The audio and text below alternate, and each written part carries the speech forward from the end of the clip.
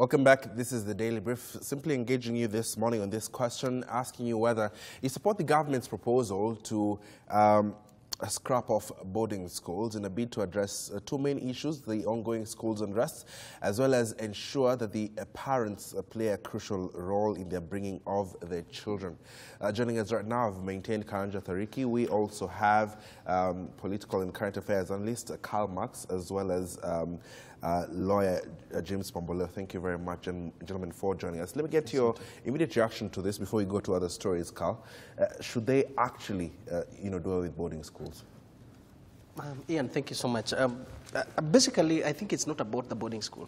There is a disconnect within the education system of this country that we don't actually consider the three aspects, because we have the education, we have the psychology part, and we also have the parenting part. Therefore, when we have this a school as an institution, we need to consider the three going in line. But you know where we have the problem is that we always base it so much on education, we forget about the psychology part of it and also the parenting part of it. That is where the problem starts. So immediately we want to actually talk of we need maybe to transfer a principal of a school. I mean, psychologically prepare these students. Tell them your father, your mother is leaving. And whoever we are bringing in is going to actually now fit into the shoe of your father or your mother that is leaving. But you know, here we are very authoritative, and we don't want to consider them with their age. Because, you know, adolescence is more or less of an inhibition and more of risk takers. And in that order, more impulsive. Yeah. So to them, I mean, they don't consider so much of the distal consequences of their actions. So it is us now actually to engage them in a platform whereby regularly the institution will have to give them a point whereby they can address their concerns, their issues, and their sentiments in a way that you can be understood. But if we dismiss them just because of authority, then that is where they may start. It's not about it's not about basically about boarding school, because now if a student has been actually, you have a calling letter for a school like, let's say, Maranda, and you are coming from Kiambu. So how will you be going to the day school there? James. Ian, I understand the difficult circumstances under which the Ministry of Education is operating right now with school unrest all over the country. But I suspect that that looks like a process that they have not thought out very well. Why? Because I do not think that scrapping boarding schools is going to deal with the problem which leads to unrest in schools right away. I suspect that what needs to be done right now is that the Ministry of Education needs to call all the stakeholders and have a multi-sectoral stakeholders forum in which all these issues are going to be discussed so that a lasting solution to the problem that leads to unrest in schools is actually identified and dealt with from every level that it needs to be dealt with. So I think the minister, the cabinet secretary in charge of education needs to call the religious sector. He needs to call the Kenya Parents Association. He needs but to even call, as that happens, James, what would you suggest in terms of the approach to be taken here? I think the ministry needs to identify these schools and deal with them on a case-to-case basis, as opposed, because there's several thousands of schools in this country. All of them are not burning, okay? We understand that there are several problems that these schools have right now. Some of them would have a problem relating to the welfare of the students. If students are complaining about food in a certain school, it doesn't mean that the food in all the schools is actually bad. If a certain principal of a certain high school has been transferred and the reaction from the students has been terrible, it doesn't mean that the students in all the schools in Kenya are reacting the same. So I think it's important not to generalize and rest in a few schools as meaning that the entire boarding school system has actually broken down. So the cabinet secretary needs not to be in haste. Yeah. They need to take this thing in their step, call a multi-sectoral stakeholders meeting in which all these issues are going to be identified and a lasting solution provided. I don't think we need to react in the way we are reacting like that. Karanja, and I know I didn't ask you this in the previous segment, but Bello Kipsang seems to believe that we tend to have an obsession with boarding schools, and we're a bit backward when it comes to that. Yeah, that's what he said, and I think we overrate the boarding schools. That's what he said, and but I don't know. There is a place for boarding schools. You know, we need to really understand that it's just not possible that we can wholesomely, you know, eradicate the boarding schools.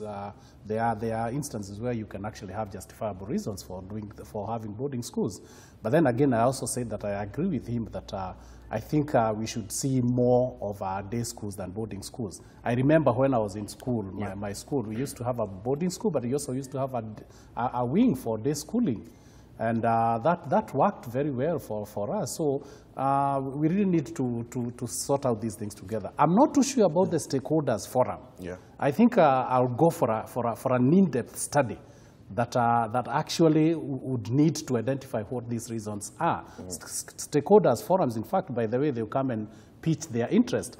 You've seen very clearly the NAT Secretary General was very emphatic that the reasons why we are having these riots is because of they're calling it decolonization. Yes. It's a very powerful word, that one. Decolonization. And yes. I wondered why that stake. You know, we don't know if there are even external instigations. Because, like you've read out before, all these schools are talking about transfers. They're talking about principals being, you know, transferred. And we know that NAT, if that is the stand of Secretary General, they don't want it. So we really need to have some very good studies and even look into external instigations. Let me hear from James. He had something to say. Yes, Ian, very quickly. Yeah.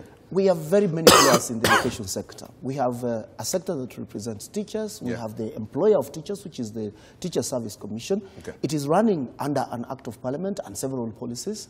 We have a ministry, on the other hand, which has an identified structure. Make it difficult to manage the sector? So we actually need to understand whether this system, as created or as is running most optimally for the process for which it has been designed. I can tell you, for instance, that the attitude in most schools is that kids do not have a role in the way they are managed, you know. Okay. Teachers would not even listen to students, but you cannot scrap boarding schools for the simple reason as follows. For instance, if you scrap a boarding school, a boarding primary school, these kids are going to end up in boarding one way or the other, in university or in a tertiary college.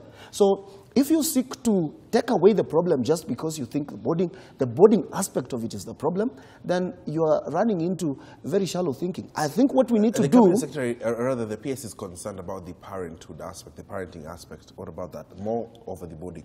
Children can go back home and still parenting may not improve, okay? I've seen many people blame parents for this or the other. Let me tell you, Ian, today you are here in studio doing a job. You cannot be at home with your children. So it is a fallacy for people to think that just because children are at home, that they're going to be better parented. You're going to be here, get home at 9, the kids would already have gone to sleep. Let me tell you something. Boarding schools play a very important role. And I believe that the reason why children are sent to boarding school is not so that parents can get an opportunity to do their stuff. No.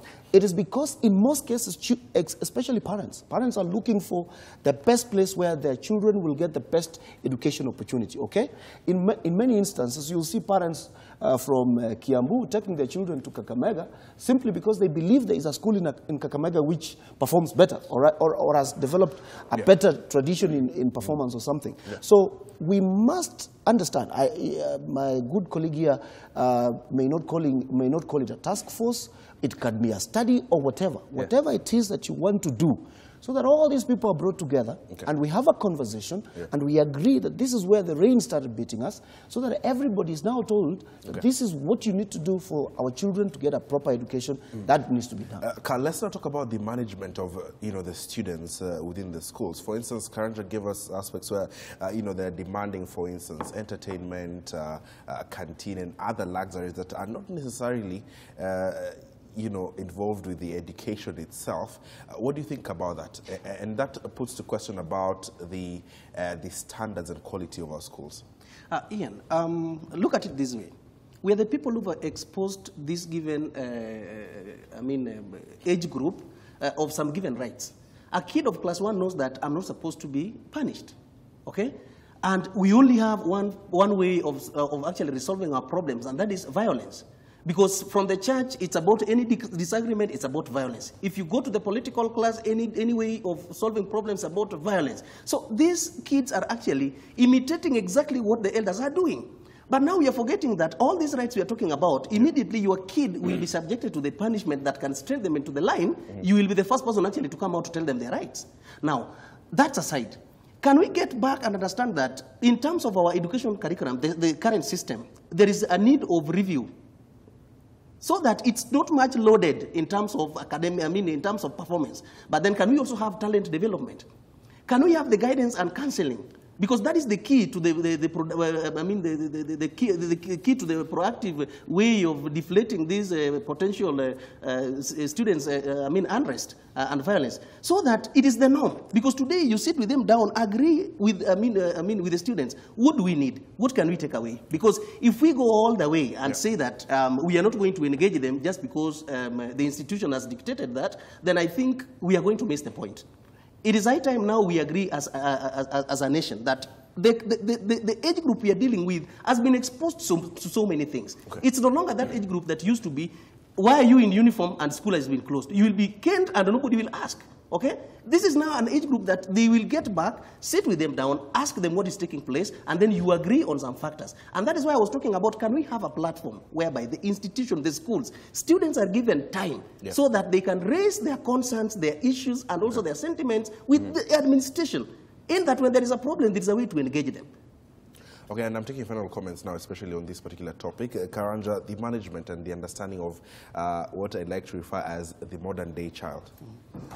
Yeah, the modern-day child, it's not as easy as it used to be. You can't just take up a cane and then cane them and all that. But the way I should say that, in line actually with that, the modern child, it's not necessarily a bad thing to have managed entertainment. I think it's part of growing, and I think they actually need that. But that in itself is not going to improve your academics.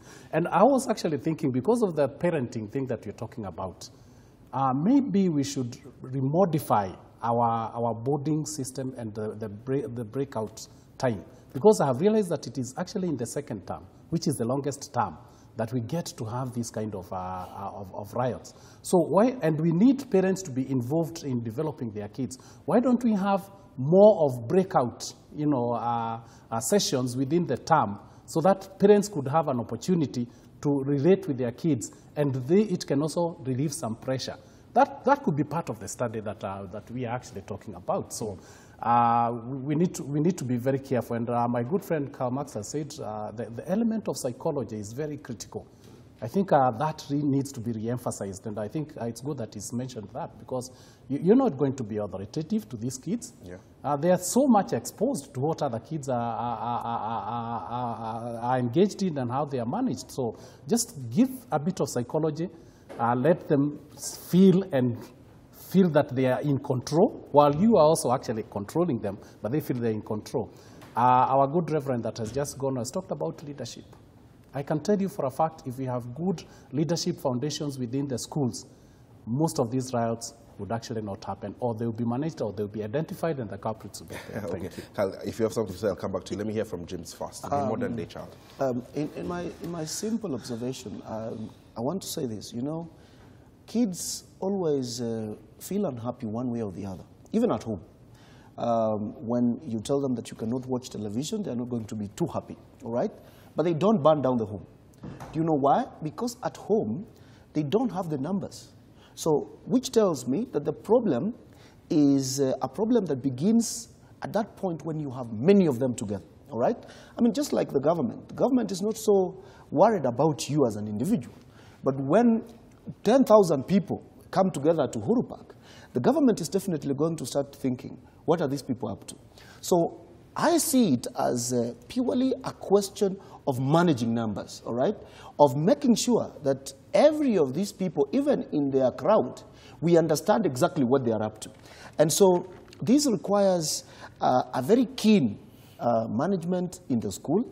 It requires a management in the school which knows that these are some of the things which, if it were to do, might lead to these people being unhappy together. If a meal in school is banned to one student, if there was only one student that day, the school will not be burnt. But when all of them are there together, they will incite each other and get into that particular problem. So what I think we need to do is make sure we take care of their welfare. Of course, if students are watching television at home, you cannot tell them that they cannot watch television every once in a while in school. They know these things. If we are giving television even to prisoners, why can't we give some television to students in school? So I think, as I said, management of entertainment, management of the education process. Yeah. Let parents be involved. I am a parent in one of these boarding schools, and I've seen a text telling me that you are required in school for visiting day on this day. Okay, I don't know what I will go to do in school. So probably schools also need to design this system in such a way that parents understand how they can actually play a role, so that you are not called to school that day, and you arrive, and then you go through a process that you do not understand yourself because you have been called, okay? So the parents also know that this is going to be my input, blah, blah, blah, so that as you go along, every person has a role to play in the education process. The management of schools, let me tell you something which is very interesting, Ian, and you will get very surprised.